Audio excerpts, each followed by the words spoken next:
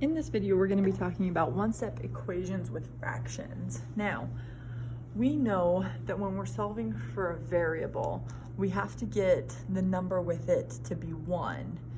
And if you understand how fractions work, you can get a fraction to be 1 by multiplying it by its reciprocal. So in this case, we had 2/3. If we times it by 3/2, that is going to work out to be 6/6.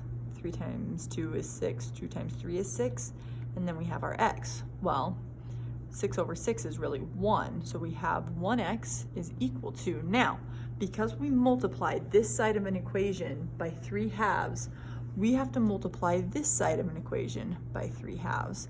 That's what keeps it equal. So if we put that as a fraction, 6 times 3 is 18.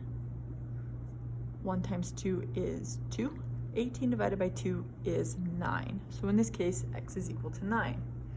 I want to show you a couple of other ways that you can think of this fraction out in front.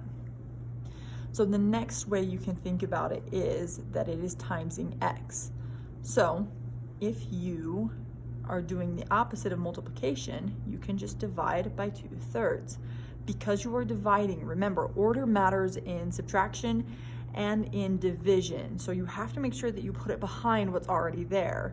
So we will say 6 divided by 2/3. Now there's a trick that goes along with dividing fractions. It is copy, dot, flip.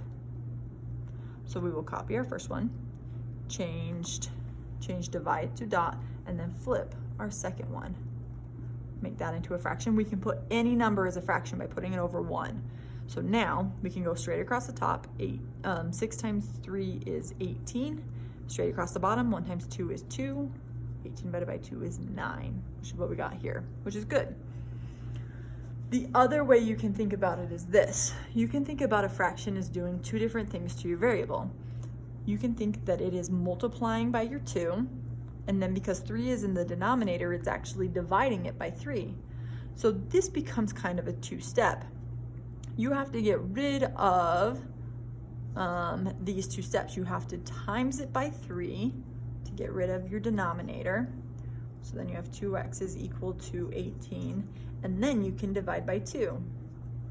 So x is equal to 9. So you get rid of them in 2 steps, which totally works because your top number is timesing your x and your bottom number is dividing it. So you just undo both of them.